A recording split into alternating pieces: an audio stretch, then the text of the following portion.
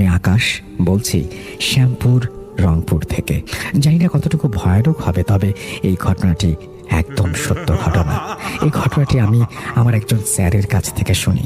ওনার নাম শ্রী সুধান চন্দ্র। স্যারের দেশের বাড়ি দিনাজপুরে। এই ঘটনাটি স্যার এবং ওনার পরিবারের সাথে ঘটে যাওয়া একটি ঘটনা। দেরি না করে ঘটনায় চলে যাই। স্যার আমাকে যেভাবে বলেছেন আমি সেভাবেই বলার চেষ্টা করছি। আমরা ছিলাম 3 ভাই এবং 3 ভাইয়ের মধ্যে আমি সবার ছোট। পারিবারিক অবস্থা খুব একটা ভালো ছিল না, তাই আমরা অনেক সময় নিজেদের জমির চাষাবাদ নিজেরাই করতাম এবং সময় পেলে অন্যদেরও সাহায্য করতাম। কিছু অর্থ পাওয়া যেত। সালটা 1990। আমার বয়স তখন 7 থেকে 8 বছর হবে আনুমানিক। যেদিন থেকে ঘটনা শুরু হয় সেই রাতটা ছিল জ্যোৎস্না রাত। সেই রাতে আমার বাবা বাড়ি থেকে কিছুটা দূরে নিজেদের জমিতে বীজ লাগানোর জন্য কোদাল দিয়ে জমি উর্বর করছিলেন। সময়টা তখন আনুমানিক 9টা থেকে 10টা। আপনি হয়তো জানেন ওই সময়টাতে রাত 9টা বা 10টা মানে গ্রাম এলাকার জন্য অনেক রাত। যেহেতু আমার ফ্যামিলি সেভাবে আর্থিক দিক দিয়ে সচ্ছল ছিল না, তাই দিনের বেলা বাবা অর্থের জন্য কাজ করতেন এবং রাতের বেলা নিজেদের জমিতে চাষাবাদের জন্য কাজ করতেন। এক রাতে বাবা যখন জমির মাটিগুলো উর্বর করতে লাগলেন কোদাল দিয়ে, হঠাৎ করেই তার কোদালের সাথে লোহা জাতীয় কিছু লাগার ফলে যে শব্দটা হয়, এমন একটা শব্দ হলো। শব্দটা শোনার পরে বাবা আরেকটু ভালোভাবে সেই জায়গাটা খুঁড়তে থাকেন। এক পর্যায়ে বাবা দেখেন যে সেখানে পিতলের একটি কলস পড়ে আছে। কলসের ভেতরে অনেক সোনার উপজাতীয় কিছু। এটি দেখতে দেখতেই বাবা পেছন থেকে কিছু একটা আসছে বুঝতে পারেন। বাবা পেছনে তাকিয়ে দেখেন মা তার জন্য খাবার নিয়ে এসেছে। এটি দেখে তিনি যখন আবার সামনের দিকে তাকান তখন দেখতে পান সেখানে কিছু নেই। এই দৃশ্য দেখার পরে তিনি অনেকটাই আতঙ্কিত হয়েছেন এবং আতঙ্কিত হবেনই না বা কেন। তিনি যে জায়গায় কাজ করছেন তার আশেপাশে অনেক ভৌতিক কিছু ঘটেছে এমন কথা শোনা যায়। এরপরে মা যখন বাবার কাছে চলে আসেন তখন বাবা মাকে নিয়ে খুব দ্রুত সেই জায়গা ত্যাগ করে বাড়িতে চলে আসেন। বাড়িতে আসার পরে মা বাবাকে জিজ্ঞেস করেন তিনি কেন এত তাড়াহুড়ো করে বাড়িতে আসলেন। উত্তরে বাবা জানান তার সাথে সেখানে কি হয়েছে। সেই রাতে মা বাবা খাওয়া দাওয়া করে ঘুমিয়ে পড়েন। ঘুমের মধ্যে বাবা একটা স্বপ্ন দেখেন। তিনি স্বপ্নে দেখেন একটা বিভৎস দেখতে মহিলা, চোখগুলো যেন জলজল করছে এবং সেই বিভৎস চেহারার মহিলাটি বাবাকে বলছেন আজ রাতে বাবা যে জমিতে কাজ করছিলেন সেই জমিতে বাবা যে কলস দেখতে পেয়েছিলেন এটা সারা জীবনের জন্য তার হতে পারে যদি তিনি তার 3 ছেলের মধ্যে কোনো একটা ছেলেকে সেই মহিলাকে দিয়ে দেন। এই স্বপ্ন দেখার পরে বাবার ঘুম ভেঙে যায় এবং বাবা দেখতে পান তার চোখের সামনে দিয়ে তড়িৎ গতিতে একটি অবয়ব চলে গেল। এর কিছুক্ষণ পরেই ভোর ভোর আবহাওয়া দেখতে পাওয়া গেল। একটু পরে বাবা ঘুম থেকে ওঠেন আর চিন্তা করতে থাকেন যে তিনি স্বপ্নে কি দেখলেন এসব। এর মধ্যেই মা বাবাকে হঠাৎ করেই বলেন যে আজ রাতে মা খুবই একটা ভয়ঙ্কর স্বপ্ন দেখেছেন। তিনি দেখেছেন যে খুব বাজে চেহারার একটি মহিলা তার কাছে এসেছে এবং তার একটি সন্তানের বিনিময়ে একটি সোনার কলস তাকে দেবে এরকম প্রতিশ্রুতি দিয়েছে। এই কথা শোনার পরে বাবাও মাকে তার স্বপ্নের ঘটনাটি বলে। এক পর্যায়ে মা হঠাৎ করে রাগান্বিত হয়ে আঙিনা ঝাড়ু দেওয়া হয় এমন একটি ঝাড়ু নিয়ে মা বাবা দুজনেই সেই জমির কাছে চলে যান এবং সেখানে একটি মাটির ঢিবি আছে জমির এক পাশে, তার পাশে একটি বড়ই গাছ।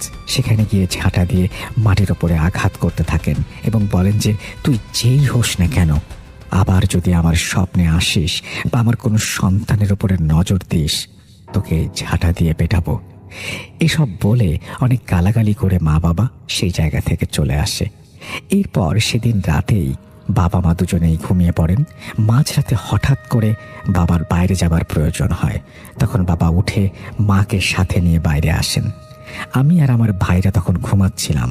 যেহেতু ওই সময়টায় গ্রামে কোনো ওয়াশরুম বা এরকম কোনো সুবিধা ছিল না, তাই কোনো প্রয়োজন হলে সেটা বাইরেই সারতে হতো।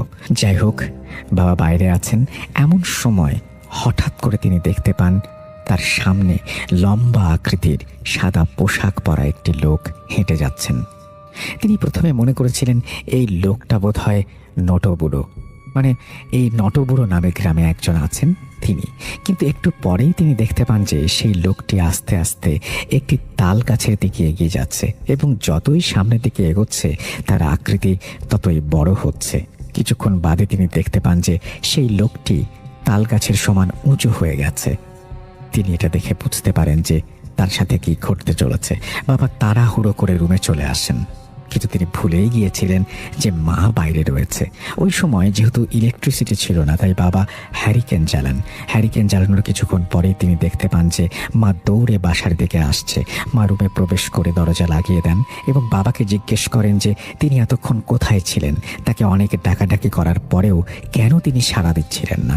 উত্তরে বাবা জানেন তিনি যখন সেখানে যান তখন একটু আড়াল হতেই কি ভয়ঙ্কর জিনিস দেখেছেন। এই কথা শোনার পরে মা বাবাকে বলেন যে আমি ভাবলাম আপনি পুকুর পাড়ে বসে আছেন। আমি যখন আপনাকে ডাকলাম আমি দেখতে পেলাম আপনি পুকুরের পাড়ে। আমি ওখানে অনেকক্ষণ দাঁড়িয়ে থাকলাম, কিন্তু আমি যখন দেখলাম আপনি আসছেন না তখন আপনাকে ডাকতে লাগলাম, তাও আপনি সাড়া দিচ্ছেন না। একটু পরে আমার চোখ যায় ঘরের দিকে, আমি দেখতে পাই ঘরে আলো জ্বলছে, কিন্তু আমি তো আলো নিভিয়ে এসেছি। আলো জ্বালালো কে? তখন আমার মনে কিছুটা সন্দেহ জাগে এবং ভয় লাগতে শুরু করে। এরপর আমি যখন সামনে তাকালাম দেখলাম একটা বড় কালো পোশাক পরা মহিলা, মুখটা বিভৎস, স্বপ্নে দেখা ঠিক সেই মহিলার মতো আমার দিকে হেঁটে আসছে। আমি ভয় পেয়ে ওইখান থেকে দৌড়ে চলে এসেছি। সেদিন রাতে বাবা মা আবার শুয়ে পড়েন, আর ঘুমের মাঝে স্বপ্নে তারা দেখেন যে সেই বিভৎস চেহারার মহিলা তাদের দিকে রাগান্বিতভাবে তাকিয়ে আছে এবং বলছে, আজকে তোরা বেঁচে গেছিস, কিন্তু এভাবে কতদিন? এরপর থেকেই আমার বাবা মার ওপর সেই পিশাচের আক্রমণ শুরু হয়। পরদিন সকাল থেকেই তাদের দুজনেরই আচার আচরণ অনেক অন্যরকম হয়ে যায়। যেহেতু আমি এবং আমার দুই ভাই সে সময় খুব ছোট, খুব একটা বড় ছিলাম না, তাই এই ব্যাপারগুলো সেভাবে বুঝতাম না। এভাবে দুই একদিন যাওয়ার পরে আশেপাশের লোকজনরা বুঝতে পারলেন যে আমার বাবা মা খুবই খারাপ কিছুর দ্বারা আক্রান্ত। আবার অনেকেই বললেন যে তারা ইচ্ছে করেই এমন পাগলামি করছেন, এতে হয়তো তাদের কোনো স্বার্থ আছে। তো এমনই একজন লোক, সে ভেবেছিল আমার বাবা মা দুজনেই অভিনয় করছেন। এই ভেবে সেই লোকটি আমার মায়ের কাছে যান এবং অনেক উল্টাপাল্টা কথা বলতে থাকেন। কথা বলার এক পর্যায়ে মা সেই লোকটিকে অনেক জোরে বুকের মাঝখানে আঘাত করেন, আর সেই আঘাতে লোকটি ঘরের বারান্দা থেকে আঙিনায় গিয়ে পড়েন। এটা দেখার পরে আশেপাশের লোকজন অবাক হয়ে যায় এবং অনেকেই তখন আরও নিশ্চিত হয়ে যান যে অবশ্যই মা এবং বাবার ভেতরে কিছু আছে। আমার বাবাও মাঝে মাঝে দেখা যেত আঙিনার মাটি খুঁকড়ে খুঁকড়ে খাচ্ছেন। মা ভালো থাকলে বাবা উদ্ভট আচরণ করত, আর যদি বাবা ভালো থাকতো তাহলে মা উদ্ভট আচরণ করত। বাবা মার এই অবস্থার জন্য আমরা বাবা মার সাথে থাকতে পারতাম না। বাবা মার সাথে তখন আমাদের বাড়ির পাশের কয়েকজন প্রতিবেশী থাকতো। ওই সময়টাতে যেহেতু বাবা মা দুজনেই আক্রান্ত ছিলেন, তাই আমি আমার দুই ছোট ভাই বাইরে কাজ করে সংসার চালাতে শুরু করি ওই অল্প বয়সেই। এভাবে কয়েকদিন কেটে যাওয়ার পরে আমাদের বাসার পাশের একজন প্রতিবেশী চাচা, ওনার নাম ছিল কবির, তিনি মুসলমান ধর্মের অনুসারী ছিলেন। তিনি আমি সহ আমার দুই ভাইকে তার কাছে নিয়ে যান এবং তাদের বাড়িতে আশ্রয় দেন। বাবা মা আমাদের তিন ভাইয়ের ওপর মাঝে মাঝে খুবই অত্যাচার করত, গলা টিপে ধরত, আর তাই কবির চাচা আমাদের ওই বাসায় আর থাকতে দিতেন না। কবির চাচা আমার বাবা মার চিকিৎসার জন্য একজন কবিরাজ নিয়ে আসেন। প্রথম কবিরাজ এসে বাসায় ঢোকেন এবং সেখান থেকে খুব দ্রুত বের হয়ে যান এবং জানান এখানে খুব ভয়ঙ্কর একটি পিশাচ রয়েছে, যেটিকে তিনি হারাতে পারবেন না। এবং তিনি আরও বলেন যে যত দিন যাবে এই পিশাচ তত শক্তিশালী হয়ে উঠবে। এভাবেই আরও বেশ কয়েকজন কবিরাজ আমাদের বাসায় আসেন, কিন্তু কেউই বাবা মাকে সুস্থ করতে পারবেন না বলেন। এক পর্যায়ে কবির চাচা একটি মাজারের হুজুরকে সাথে করে নিয়ে আসেন। ওই মাজারটি লাল মিয়ার মাজার নামে পরিচিত এবং ওই মাজারের হুজুর হলেন লাল মিয়ার ছেলে। হুজুর বাড়িতে আসলেন, আমরা সবাই হুজুরকে পুরো ঘটনা খুলে বললাম। এরপরে হুজুর আমাদের বাড়িতে প্রবেশ করলেন এবং বাড়ির চতুর্দিক ঘুরে দেখলেন। তিনি বললেন তিনি আগামীকাল আবার আসবেন এবং একটি আসন বসাবেন। তো যেই কথা সেই কাজ। পরের দিন সন্ধ্যায় হুজুর আমাদের বাড়িতে আসেন এবং একটি আসন বসান। এরপর তিনি মায়ের মাধ্যমে সেই জিন বা পিশাচরূপী সেই শয়তানকে অনেক চেষ্টার পরে হাজির করেন। পিশাচটি মায়ের শরীরে প্রবেশ করা মাত্রই মাকে আর আটকে রাখা যাচ্ছিল না। ৬-৭ জনের মতো লোক ধরেও আটকে রাখতে পারছিল না। এতটা শক্তি একটা মহিলা মানুষের কিভাবে হয়? হুজুর দোয়া পড়তে পড়তে মা কিছুটা শান্ত হয়ে আসেন এবং মায়ের ভেতরে থাকা সেই পিশাচের কাছ থেকে জানতে চাওয়া হয় সে কে, কেন এই পরিবারের ক্ষতি করছে। প্রথম অবস্থায় পিশাচটি কিছু বলতে রাজি না হলেও হুজুরের দোয়ার মাধ্যমে সেই পিশাচটিকে বলতে রাজি করানো হয়। পিশাচ বলতে শুরু করে, সে শ্মশান থেকে এসে আমার বাবা মার উপরে ভর করেছে। সে যে গাছে থাকে সেখানে আমার বাবা মা গালিগালাজ করে এসেছে, যার কারণে এই ভর করা। সে ততক্ষণ তাদের ছাড়বে না যতক্ষণ না এক ছেলেকে সে নিয়ে যাবে। এই কথা শুনে হুজুর অনেক রাগারাগি করেন। সেই পিশাচের সাথে অনেক বাগবিতণ্ডা হয়। সেই পিশাচ নাছোড়বান্দা, কোনোভাবেই যাবে না। পরিস্থিতি আস্তে আস্তে অনেক খারাপ হতে থাকে এবং আশেপাশের পরিবেশ অনেক ভয়ানক হয়। যেমন হঠাৎই জোরে জোরে বাতাস বইতে থাকে, অথচ আমাদের বাড়ির সব কিছু শান্তশিষ্ট। এই মনে হয় সব কিছু ভেঙে চলে যাবে, পরক্ষণেই সব ঠিকঠাক। এভাবে সন্ধ্যা থেকে রাত ৯টা-১০টা পর্যন্ত চলতে থাকে হুজুরের তদবির। এক পর্যায়ে হুজুর বলেন মাদ্রাসা থেকে কিছু ছাত্র নিয়ে আসতে হবে যত দ্রুত সম্ভব। একটু পরে মাদ্রাসা থেকে ছাত্র আনা হয় এবং হুজুর সেই ছাত্রদের মধ্য থেকে 4 জনকে বাসার 4 কোণায় গিয়ে কিছু একটা করতে বলেন এবং তিনি আরও জানান যে এই কাজটি করার সময় অনেক বাধা আসতে পারে, অনেক ভয়ানক কিছু দেখতে পারে তারা, কিন্তু তারা যেন পিছু না হটে, আল্লাহর ওপরে ভরসা রেখে কাজ সম্পন্ন করে। এর কিছুক্ষণ পরে হুজুর আবারও উচ্চস্বরে দোয়া পাঠ করতে থাকেন এবং সেই মাদ্রাসার ছাত্রদের ঘরের 4 কোণায় যেতে বলেন। 4 জন ছাত্র ঘরের 4 কোণায় চলে যান। এমন অবস্থায় হঠাৎ করেই মা অজ্ঞান হয়ে পড়ে যান এবং আমার বাবা শূন্যের ওপর ভেসে ওঠেন এবং কর্কশ গলায় বলতে থাকেন, মরবি, তোরা সবাই মরবি, কেউ রেহাই পাবি না। বাবা সজোরে ওপর থেকে নিচে পড়ে যান আর উঠে হুজুরের গলা চেপে ধরেন। আশেপাশের লোকজনরা অনেক সরানোর চেষ্টা করে, কিন্তু এত শক্তি বাবার শরীরে কিভাবে আসলো কে জানে। কিছুক্ষণ পরে বাবা জ্ঞান হারান। হুজুর আবার দোয়া পড়তে শুরু করেন। কিছুক্ষণের মধ্যেই সেই পিশাচ মায়ের শরীরে ভর করে। হুজুর তখন সেই পিশাচকে বলে যে এখন তুই আর কিছুই করতে পারবি না, তাই ভালো হবে যদি তুই চলে যাস, না হলে তোকে বোতলে বন্দি করে এমন এক জায়গায় রেখে দেব আর কোনোদিন বের হতে পারবি না। সেই পিশাচি তখন বলে যে সে চলে যাবে, কিন্তু বিনিময়ে তাকে একটি কালো ছাগল দিতে হবে। হুজুর তখন বলেন ঠিক আছে, তোকে কালো ছাগল দেয়া হবে। হুজুর জানতে চান এই ছাগলটি কিভাবে সে নিতে চায়। তখন পিশাচটি বলে সন্ধ্যার সময় সে যে গাছে থাকে, অর্থাৎ জমির পাশে সেই বড়ই গাছ, সেখানে ছাগলটিকে রেখে আসতে হবে। কালো ছাগলটি দেওয়ার পরে পেছনে ঘুরে তাকানো যাবে না। পিশাচটি আরও বলে ছাগলটি নিয়ে সে সেখান থেকে চলে যাবে আর ফিরে আসবে না, এই পরিবারের কারো কোনো ক্ষতি করবে না। হুজুর তখন বলেন তুই যে এই পরিবারের ক্ষতি করবি না এবং এখান থেকে চলে যাবি, তার প্রমাণস্বরূপ কি করতে পারবি? তখন পিশাচটি বলে কাল যখন সন্ধ্যার দিকে সে ছাগলটি পেয়ে যাবে, তখন ওই বড়ই গাছের একটি ডাল সে ভেঙে দেবে।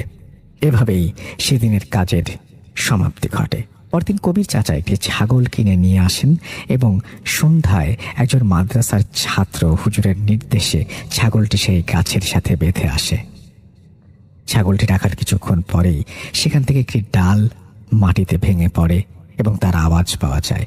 এরপর থেকে আমার বাবা মার সাথে আর কিছু ঘটেনি। এই ছিল আমার ঘটনা। জানি না কতটুকু গুছিয়ে লিখতে পেরেছি। যদি ভুল ত্রুটি হয় অবশ্যই ক্ষমা সুন্দর দৃষ্টিতে দেখবেন। লিখেছেন আসিফ আনজুম আকাশ, টঙ্গী, গাজীপুর থেকে। চলে যাব আমাদের পরবর্তী ঘটনায়। আসসালামু আলাইকুম প্রিয় বন্ধুরা, আমি আপনাদের মাঝে এখন একটি ঘটনা নিয়ে এসেছি। এই ঘটনাটি 1980 সালের এবং এই ঘটনাটি বলেছেন তিনি হচ্ছে মোহাম্মদ রফিক, এবং রফিক তার দাদুর কাছ থেকে এই ঘটনাটি শুনেছিলেন। আর তার দাদুর কাছ থেকে যে এই ঘটনাটি শুনেছিলেন, এই ঘটনাটি আমার জীবনে এটাই প্রথম ঘটনা এইরকম ভয়ানক। সিরাজগঞ্জ জানেন আপনার নদী এলাকা, এবং সিরাজগঞ্জ তারাস একটি গ্রাম ছিল। ওই গ্রামে নদী, এবং নদীর যখন চর বের হয় তখন ওই এলাকার বাড়িঘর বানিয়ে থাকে আর কি। চর এলাকার মানুষগুলো বালুমাটি, বাঁশের বেড়া, তার অনেক এরকম করে বেড়া দিয়ে বাড়ি বানাইতো। গাছগাছালি ছিল একটু কম, কিন্তু ওই চর থেকে একটু উঁচু জায়গা আছে, ওই জায়গাও একটা গ্রাম ছিল। ওই গ্রামটা ছোট্ট একটি গ্রাম, আর ওই গ্রামে বসত করতো ঠিক 300-400 লোক, বেশি না, তাও ভালোই বড়, একদম ছোট না। তে রফিক আমাদের যখন বলতে লাগলো ঘটনাটি আমরা প্রথম থেকে আপনাদের বলতেছি। ওই গ্রামে বসবাস করতো 300-400 মানুষ, অনেক বড়ই গ্রাম, কিন্তু আগেকার দিন হিসাবে আপনারা ঠিক জানেন একটু ফাঁকে ফাঁকে বাড়ি ছিল, এত ঘন বসতি না। জঙ্গল, বাঁধঝাড় বেশি ছিল, কলার গাছ লাগাইতো, তারপর মাঝে মাঝে একটু গর্ত করে পুকুর থাকতো। আর নদী এলাকার মানুষ কিন্তু কাপড় ধোয়ার জন্য এবং বিভিন্ন পানি ব্যবহার করার জন্য নদীর পানিটা বেশি ব্যবহার করত। ওই এলাকা এমন একটা এলাকা, আশপাশে গ্রামের মানুষগুলো ওই এলাকায় রাতে যেতে ভয় করত। কেন? ওইটাকে মানুষ বলতো এটা হচ্ছে জিনপরিদের এলাকা, মানে জিনপরিদের অত্যাচারটা বেশি ছিল। কিন্তু বসত বাড়ি রেখে কোথায় যাবেন, কোথায় থাকবে? গরিব মানুষ, সবাই তো আর বড় লোক না যে অন্য জায়গায় যে বাসা বাড়ি করবে। বাচ্চা, বউ, বাচ্চা সবাইকে নিয়ে সংসার করত, এবং মানুষ মাছ মারত। তো এরকম জিনের অত্যাচার দিন দিন বেড়ে যেত। ঠিক আফসান নামে একটি মানুষ মাছ মারত। ওই এলাকায় মাছ মারা হয়তো ঠিক এশার নামাজে পড়ার কেউ নদীর ধার দিয়েও যেত না। আনসার নামে মানুষটা মাছ মারতে যায় জাল নিয়ে। যখন জাল নিয়ে নদীতে জাল ফালাইবে, ফালানোর আগে দেখে নদীর পানি থেকে একটা পরী উঠে আসে, এবং পরী উঠে এসে বলে, এই জায়গায় মাছ মেরো না, এই জায়গায় তোমার বিপদ হতে পারে। তখন আফসার বলে, তুমি কে? বলতেছে, আমি হচ্ছে লাল পরী, আমি তোমাকে সাহায্য করতে এসেছি এবং আমি তোমাকে সাবধান করে দিলাম। তাই বলে পরী চলে যায়।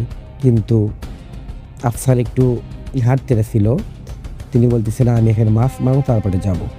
জাল মারবে, মারার আগেই হঠাৎ করে দেখে পানির মধ্যে থেকে কয়েকটা হাত উঠে যাচ্ছে, শুধু হাত।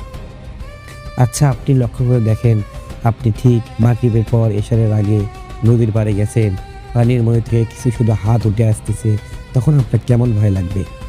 আফসার দেখে, এবং দেখে এক ধরনের চিৎকার করে বাড়িতে দম মারে। তখন বাড়িতে চলে যায়, দরজা লেগে যে, তখন বাসায় ঘুমিয়ে পড়ে। ঘুম হয় না সারা রাত, টেনশনে থাকে। পরের দিন সকালে মানুষের সাথে গল্প করে। তো এরকম গল্প করতে ঠিক পরের দিন রাতে সারাদিন মানুষের বাড়ি কাজ করে, অন্য এলাকায় অন্য গ্রামে কাজ করে, মজুরির কাজ করে বাসায় চলে আসে বেলাল নামে একটি মানুষ। এই মানুষটা যখন আসে, আসার পর ঠিক মানে বাঁশের ঝাড় আছে, তার মাঝখান দিয়ে রাস্তায় গিয়েছে। মাগরিব পর আসতেছে বাসায় যাওয়ার জন্য। তো আস্তে আস্তে হঠাৎ করে দেখে বাঁশের ওপর থেকে কে জানি মানে নামলো আর কি। তখন বেলাল ভাবলো, কি গাছ থেকে কে নামলো? বাস থেকে, মনে হয় যেমন ওই বয়ে এটা না ভূত, এরকম করে মানে নামতেছে আর কি। হঠাৎ করে সামনে চেয়ে দেখে একটা সুন্দর একটা লাল জামা মানে শাড়ি পরে একটা মেয়ে মহিলা। বলতেছে, এত রাতে তুমি কোথায় যাওয়া? বলতেছে, আমি সারাদিন কাজ করে আসলাম, বাসায় যাচ্ছি, কিন্তু এত রাতে তুমি এখানে কেন? বলতেছে, আমার বাসা, আমি রাস্তা হারিয়ে ফেলেছি, আমি রাস্তা খুঁজে পাচ্ছি না, তুমি কি একটু আমায় সাহায্য করবে? তখন গ্রামের মানুষ, আগেকার মানুষ ঠিক জানেন, সরল সোজা, ওরা কিন্তু কাজাগিজি, গণ্ডগোল, ঝগড়াঝাটি বেশি বুঝতো না। সরল মনে বলল, হ্যাঁ, আমি সাহায্য করব। তোমরা তাহলে চলেন, আমাকে একটু এগিয়ে দিয়ে আসেন। তখন বেলাল ওই লাল শাড়ি পরা ওই মহিলার সাথে সাথে যেতে লাগে। যেতে যেতে দেখে মহিলাটা পিছে পড়ে গেছে। তখন বেলাল ভাবলো হয়তোবা মহিলা মানুষ এই জন্য পিছে পড়েছে, বলতেছে আপনি আমার পিছে পিছে চলে আসেন। তখন হঠাৎ করে দেখে বেলালের সামনে একটা বিশাল বড় ছায়া। কে রে, ছায়াটাকা? তখন বেলাল পিছনের দিক চেয়ে দেখে ওই মহিলা তো মহিলা নেই, ওই মহিলাটা বিশাল বড় একটা অবয়ব সিস্টেম হয়ে গেছে। চোখ ধরে রক্তের মতো লাল, মনে হয় চোখ দিয়ে আগুনে শীর্ষা পড়বে, এবং বলতেছে আজকে তোকে ভাজে পেয়েছি, আজকে তোকে আমার কাছ থেকে কে রক্ষা করবে। যখন এই কথা শুনছে বেলাল, তখন চিৎকার বেড়ে এক দৌড়ে বাড়ি চলে গেছে। ঠিক বাড়ি যাওয়ার পরে দরজায় লেগে দিয়ে হাত পা কাঁপতেছে, ভাত খায় না। বউ বলে কি হয়েছে, বলে আমার সাথে একটা ভয়ানক ঘটনা ঘটেছে। সব কিছু খুলে বলে। তার বউ দোয়া দৌড় পরে ভাত খেয়ে ঘুমাইতে বলে। ঘুম আসে, পরের দিন সরকারের মানুষের সাথে গল্প করে। ওই রাস্তা দিয়ে আর কেউ এই রাতে হাঁটার চেষ্টা করে না। তো ঠিক তারপরের দিন রাতে একজনের বাসায় এসে ডাকতেছে, সোমায়া সোমায়া একটু ওঠো, আমায় খুব কষ্ট হচ্ছে, দরজাটা একটু খোলো। সোমায়ার দাদি শুয়ে আছে। শুয়ে থাকার পর বলতেছে, সোমায়া যখন উঠে আসবে দরজা খোলার জন্য, তখন তার দাদি বলে কোথায় যাওয়া? বলতেছে কে জানি ডাক দিছে, বিপদে পড়ছে, একটু দেখি। তখন বলতেছে রাত 1টার দিকে কে বিপদে পড়ছে, তাও মহিলা মানুষ, বের হওয়ার কোনো দরকার নেই, আমাদের এলাকায় জিন ভূতের আভাস বেশি, বিপদ হতে পারে। তখন সময় আর যায় না, সময় ঘুমিয়ে পড়ে। তখন আর কোনো সমস্যা হয় না। ঠিক তারপরের দিন রাতে সারাদিন কাজকাম করে বাজার করে নিয়ে বাড়ি ফিরতেছে। কলার গাছের বাগান মধ্যে দিয়ে চলে আসতেছে, চর এলাকা, সেইভাবে রাস্তা নেই। বাসায় রওনা দিচ্ছে। বাসায় গেলে ভাত হবে, রান্না করবে, তারপরে খাওয়া দাওয়া হবে। আস্তে আস্তে হঠাৎ করে পেছন থেকে একটা সাদা পোশাক পরে একটা অবয়ব সিস্টেম তখন ওকে প্রশ্ন করছে, মাছ নিয়ে যাচ্ছিস? তখন হঠাৎ করে পেছন দিক চেয়ে দেখে ভয় করছে আর কি। তখন আস্তে আস্তে জোরে জোরে হাঁটতে শুরু করে। তখন ওই জিনটা বলতেছে আমায় একটা মাছ দিয়ে যা। তখন উনি বলে ঠিক বুঝতে পারে এটা আমার সাথে একটা খারাপ কিছু পিছনে গেছে, এটা এখান থেকে আমার পালাইতে হবে, যেমন করে হোক না কেন। মনে মনে দৌড় পড়ে, দৌড় মারবে কিন্তু সাহস পাচ্ছে না। যে দৌড় মারার পর যদি পেছন থেকে এসে ধরে, তারপর পেছন দিক চেয়ে দেখে ওই অবয়বটা সময় যাচ্ছে আর বড় হচ্ছে, সময় যাচ্ছে বড় হচ্ছে। হাত বের করে বলতেছে দে আমায় একটা মাছ দে, দে আমায় একটা মাছ দে। বেলাল পেছন দিক চেয়ে দেখে চোখ দিয়ে রক্তের মতো কি জানি পড়ে যাচ্ছে, এবং দাঁত বিশাল বড় বড়, মুখ চোখে বৃষ্টির মতো চেয়ার হয়ে গেছে। তখন বেলাল এক দৌড়ে চিৎকার করতে করতে বাড়ির উঠোনে যে পড়ে যায়। তখন বাড়ির উঠোনে যখন পড়ে যায়, চিৎকারের ওই শব্দ শুনে এলাকার কিছু লোক বের হয়। বের হওয়ার পর দেখে বেলাল উঠানে পড়ে আছে। তাকে বাসায় নিয়ে যাওয়া হয়, এবং পরের দিন তার জ্ঞান ফেরে। তার থেকে শোনার পর, সব কিছু শোনার পরে, যেহেতু এলাকা মহল্লায় প্রচুর জিন পরীর আভাস হচ্ছে, তখন তারা ভয় খেয়ে যায়। প্রতিটা রাতে একটা না একটা ঘটনা কারো না কারোর সাথেই ঘটেই। পরের দিন ঠিক মাগরিবের সময় নদীর পাড়ে পানি নেওয়ার জন্য একটা বৌমা গেছে। যাওয়ার পর যখন পানি নেবে, তারই মধ্যে হঠাৎ করে নদীর ওপর থেকে কে জানি একটা উঠতে উঠতে চলে আসতেছে। আসার পর বলতেছে, তার নাম ছিল আসমা। বলতেছে আসমা তুমি ভয় করো না, তুমি এখান থেকে পানি নিও না। তখন বলতেছে তুমি কি? বলতেছে আমি সাদা পরি, পাশে ওই গাছে থাকি, আমি তোমাকে সাহায্য করার জন্য আছি, এবং আমি তোমার বিপদ থেকে উদ্ধার করার জন্য আছি। তুমি এখান থেকে পানি নিও না, কেননা এখান থেকে পানি নিলে তুমি হয়তো বাঁচবে না, কেন এই পানিটা বিষাক্ত। এবং তুমি এখান থেকে ঠিক ওই রাস্তা দিয়ে অল্প একটু হেঁটে গেলে দেখবা একটা ছোট্ট বাচ্চা বিপদে পড়ছে, ওই বাচ্চাকে তুমি একটু সাহায্য করো। তখন আসমা বলে ঠিক আছে, আমি তাই করতেছি। তখন পানিগুলো ফেলে দেয়, এবং এগিয়ে যাওয়ার পর দেখে ঠিক 4 থেকে 5 বছরের একটা মেয়ে চিৎকার করতেছে, পানির মধ্যে পড়ে গেছে। পানি থেকে তোলে, আস্তে আস্তে তার মেয়ে বাচ্চায় পাশা বাড়িতে দিয়ে আসে, এবং আসমা তার বাড়িতে চলে যায় ওখান থেকে পানি না নিয়ে। দেখুন জিন ক্ষতি করার চেষ্টা করতেছে, পরিগুলো বাঁচানোর চেষ্টা করতেছে। ওই মহল্লায় প্রতিটা রাতে এমন সবার সাথে প্রায় যাই বের হবে তার সাথে ঘটনা ঘটে, এবং যারা ঘরের মধ্যে শুয়ে থাকে তাদের জানালায় ঘরে যে ঠক ঠক করে ডাকে এবং বাইরে আসার জন্য আকুতি মিনতি করে, এমন সুন্দর করে। তখন একদিন হঠাৎ করে ঠিক চরে এলাকায় জানেন বাঁশের বেড়ার বাড়ি সামনে ছিল ফারুক নামে একটা ছেলে। ওই ছেলেকে একটা মেয়ে এসে ডাকতেছে, ফারুক ফারুক ওঠো, তোমার সাথে কিছু কথা আছে, দরজাটা একটু খুলবে। তখন ওই সময় অন্য একটা রূপ থেকে তখন ডাকার শব্দ, ঠক ঠক শব্দ শুনে পেয়েছে। তখন বাঁশের ফাঁস দিয়ে ফোঁকা দিয়ে একটু চোখ দিছে, চোখ দিয়ে দেখে ফারুককে ডাক দিছে, কিন্তু বাইরে মেয়ের কণ্ঠ, কিন্তু বিশাল কালো এবং বাসা থেকে অনেক লম্বা, এরকম দাঁত অনেক, লোক অনেক লম্বা লম্বা।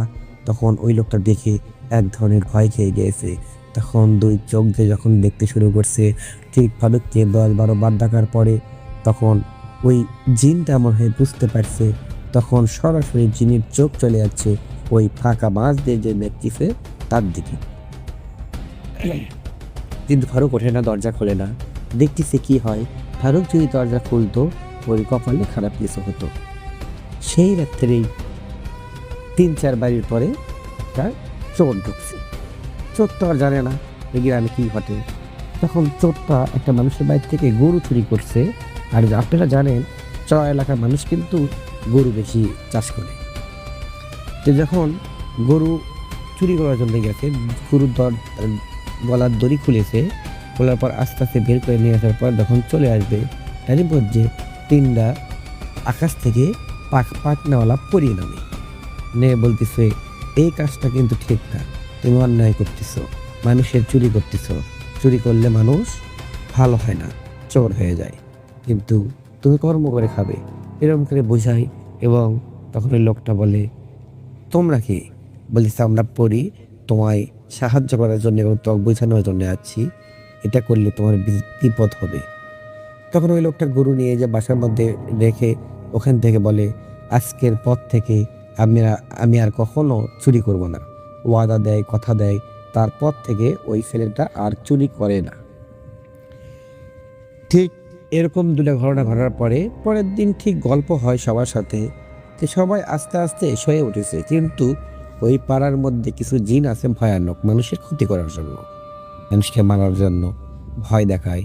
কিন্তু পরীগুলো ভয় দেখায় না, সবাইকে সাহায্য করে, উদ্ধার করে। এরকম কিছু হওয়ার পর ঠিক পরের দিন রাতে ঘটে ভয়ানক একটি ঘটনা। কবরের পাশ দিয়ে হেঁটে যাচ্ছে একটি মানুষ, মাথায় গামছা এবং ক্লান্ত শরীর, ঘাম পড়ে যাচ্ছে শরীর দিয়ে, কাজ কাম করে হেঁটে হেঁটে আসতেছে। ওই কবরের পাশে দিয়ে একটু শর্টকাট রাস্তা, ভাবতেছে অল্প একটু পার হয়ে গেলেই আমি বাসায় চলে যাব।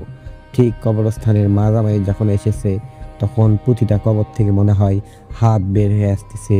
এসব হাতটা মনে হয় নখ, মনে হয় রাক্ষসের মতো, এবং মাংস নেই, হাড় হাড্ডির মতো। যখন ওর দিকে হাত দিতে শুরু করছে তখন উনি ভয় করে এক দৌড় মেরে যখন যাইতে লাগছে, যাইতে যাইতে তখন দেখে পিছন দিক চেয়ে দেখে সমস্ত হাত ওর পিছনে পিছনে আসতেছে। দেখুন, আপনি হেঁটে যাচ্ছেন, তখন এরকম দৃশ্য যদি দেখেন তাহলে আপনার কেমন লাগবে? রাতে অন্ধকার, কেউ নেই, নিরিবিলি, হালকা হালকা আলো, তারই মধ্যে দেখা যাচ্ছে শুধু হাত আপনাকে ধাওয়া করতেছে, তাও মাংস নেই। তখন তিনি ভয় করে বলতেছে, আমায় কেউ বাঁচাও, আমাকে কেউ বাঁচাও। অনেকবার চিৎকার মেরে ওঠে এবং ক্ষণিকের মধ্যে কিছু হাত চোখ ধরে ফেলে দেয় এবং চারিদিক থেকে হাতের চাপাতে তাকে মেরে ফেলে দেয়। পরের দিন সকালে লাশ দেখতে পায়, সবাই এক জায়গায় হয়, মহল্লার যত লোক আছে মুরব্বি থেকে শুরু করে সবাই এক জায়গায় হয়ে তখন বলে এরিয়াটা বৃহৎ করতে হবে এবং এরিয়াটা কোনো চিকিৎসা করতে হবে, কেননা দিন দিন সবাইকে ভয় দেখাচ্ছে এবং আজকে তো একজনের প্রাণী চলে গেল, একে মহল্লার মানুষ এরকমভাবে মরে গেল। তখন একটা হুজুরকে খোঁজ দেওয়া হয় এবং ওই হুজুর বলতেছে, আমি মাগরিবের নামাজ পড়ে আমি ওই পাড়ায় যাব, যাওয়ার পর আপনাদের সাথে কথা বলবো। গ্রামের লোক একটু সাহস পায়, সাহস পাওয়ার পরে ওই হুজুরটা মাগরিবে আজান দেওয়ার পর, তখন আপনি ঠিক জানেন হারিকেনের ব্যবস্থা ছিল। হারিকেন জ্বলে নিয়ে একটা ব্যাগ ঘাড়ে নিয়ে হুজুর টুপি পাঞ্জাবি জুব্বা সব কিছু পরে ধীরে ধীরে আসতেছে। আস্তে আস্তে হঠাৎ করে একটা বাঁধ ঝাড়ে রাস্তা চলে যাচ্ছে এবং ওই বাঁধ ঝাড় এমন সিস্টেম তাই ধার দিয়ে মাঝখান দিয়ে রাস্তা চলে গেছে। তখন মাটির রাস্তা যেতে যেতে দেখে রাস্তার ঠিক মাঝখানে, আশেপাশে কেউ নাই, নিরিবিলি জায়গা, দেখি ঠিক মাঝখানে একজন বসে থেকে কান্না করতেছে। তখন হুজুর চলে যায়, সামনে কাছে চলে যায়। তারপর ভাবছে হুজুর কোনো কেউ বিপদে পড়ছে, ওরা কান্না করতেছে। ওই মেয়েটা যখন কান্না করতে শুরু করছে তখন ওই হুজুরটা বলছে, মা তুমি কান্না করতেছো কেন? তোমার কি সমস্যা আমায় তুমি বলতে পারো। ঠিক 10 সেকেন্ড পর ওই মেয়ে যখন চোখ ঘুরেছে হুজুরের দিকে, তখন দেখে তার পুরোটা গাল, পুরোটা কপাল এবং গলার ধার দিয়ে পর্যন্ত তার চোখ দেখা যায়। এরকম যে চোখ দেখতে পায় হিসাব ছাড়া পুরো শরীরে, তাহলে আপনার কেমন লাগবে? তখন ওখানে দেখার পরে চিৎকার মেরে পড়ে যায়, অজ্ঞান হয়ে যায়। ওই হুজুরটা অজ্ঞান হয়ে যায়। যাওয়ার পরে ঠিক 10 থেকে 15 মিনিট পর হুজুর অটোমেটিক জ্ঞান ফেরে। জ্ঞান ফেরার পর দেখে ওই জায়গায় শুধুমাত্র ওই একটা না, 4-5টা কালো কালো অবয়ব এমনভাবে দাঁড়িয়ে আছে হুজুরকে মনে হয় শেষ করে দিবে, কিন্তু হুজুরের শরীরে টাচ করতে পারেনি, স্পর্শ করতে পারেনি, কেননা হুজুরের শরীর পুরোটা বাঁধা ছিল। হুজুর ওই দৃশ্যটা চোখে দেখে অজ্ঞান হয়ে পড়ে গিয়েছে। তারপর জিনদেরকে প্রশ্ন করা হয়, তোমরা আমার পথ ছেড়ে দাও। বলতেছে, তোমার পথ ছাড়া যাবে না, তুমি আমাদের এখান থেকে তাড়ানোর জন্য চেষ্টা করতেছো, এখন দেখো তোমার জীবন এটা উঠে যাবে। তখন হুজুর দোয়াদক করে ফু দেয় এবং অল্প একটু ফাঁক করে দেয়। ওখান থেকে বের হয়ে হুজুর চলে আসে গ্রামে। আসার পর সমস্ত লোককে এক জায়গায় নিয়ে প্রশ্ন করে, আপনাদের কার কার কি হয়েছে? তো সমস্ত লোকে একটা সমস্যা দেখা দিছে। দেওয়ার পরে ঠিক হুজুর বলতেছে, শোনো আমি একটা ঘটনা বলবো আপনাদের সামনে, এই ঘটনাটি শুনলে আপনারা ঠিক বুঝতে পারবেন। তখন হুজুরের সাথে কি ঘটনা ঘটেছে সবার সাথে শেয়ার করছে। হুজুর যে ভয় করছে, পড়ে গিয়েছে, এটাও হুজুর সবার সাথে শেয়ার করেছে। দেখো আপনার হুজুর বলতেছে, এটা তো আমি পারবো না, এটা যদি পারা লাগে তাহলে আমার ওস্তাদ ছাড়া সম্ভব না, আর একজনে এটা করতে পারবে না, এখানে প্রচুর জিন আছে, পরি আছে। কেন যতগুলো মানুষ আছে মনে হয় এর সাথে বেশি জিন আর পরি আছে। সবাই অবাক হয়ে যায় এবং ভয় খেয়ে যায়, এত যদি অত্যাচার হয় কয়জনে চিকিৎসা করবে। ঠিক 2 দিন পর হুজুরকে নিয়ে আসার পরে উঠানে বাবা মহল্লার সমস্ত মানুষ এক জায়গায় হয়ে এটার বিহিত করার চেষ্টা করতেছে, দোয়া দরুদ পড়তে থাকে এবং ঠিক আধা ঘন্টা পর হুজুর সবাইকে বলে, সবার উদ্দেশ্য করে, কিছু কিছু পরি আছে ছোট বাচ্চা থেকে শুরু করে মহিলা পর্যন্ত, ওরা সবাইকে সাহায্য করেছে। কেউ পথ ভুলে গিয়েছে, সামনে বিপদ, পরিগুলো এসে বলে সাহায্য করেছে, পরীক্ষারও ক্ষতি করেনি এবং এখন পর্যন্ত করবেও না। এই জন্য পরীকে এক সাইডে করে রাখা হয়, মানে মনের মধ্যে ধরে। জিনকে একসময় হাজির করা হয়, সব জিনগুলো দেখা দেয় এবং সবাইকে হুজুর প্রশ্ন করে, তোমরা ছোট হুজুর পেয়ে, আমার বন্ধুকে পেয়ে তোমরা এরকম করে অত্যাচার করতে শুরু করছিলা, এখন তোমাদের বাসায় বেঁকে। হুজুর তখন একটা বোতল নিয়ে আসে, দোয়া দরুদ পরে ওই সমস্ত জিনগুলোকে বোতলের মধ্যে বন্দি করে এবং পরীদের উদ্দেশ্য বলে, তোমরা কারো ক্ষতি করনি, তোমরা এই জন্য সবার সাথে হুট হাট দেখা দেবে না এবং তোরা এখানেই থাকবে, তোমরা বিভিন্ন জায়গায় যাবে না। তখন সমস্ত মহল্লার মানুষগুলো এবং এই পাড়ার মানুষগুলো হুজুরের কথায় রাজি হয়ে যায়। রাজি হয়ে যাওয়ার পর পুরোটা পাড়া তাবিজ সব কিছুতে বেঁধে রাখে এবং যে সব জিনগুলোকে বোতলে বন্দি করেছে বোতলটি শক্ত করে লাগিয়ে দিয়ে যমুনা নদীতে ফেলে দেয়। তারপর থেকে ওই গ্রামে 8টা 9টা 10টা বাজলে কোনো প্রবলেম হয় না, কিন্তু এখনও মাঝে মাঝে কিছু পরিদের দেখা দেয়। আপনি যে কোনো বিপদে পড়ছেন ওই পরিগুলোর সামনে এসে আপনাদের বলে দেবে এবং ওই আপনার সামনে বিপদ, হয়তো বা জিন ভূত আছে, তাহলে ওই পরিটা আগে দেখা দিয়ে বলে দেয়, এই রাস্তায় যেও না, তোমরা অন্য রাস্তায় যাও। সাহায্য হেল্প করে, পরিরা অনেক ভালো, তাতে বোঝা গেল ওই মহল্লা। এই জন্য পরিদের কোনো অত্যাচার করা হয়নি।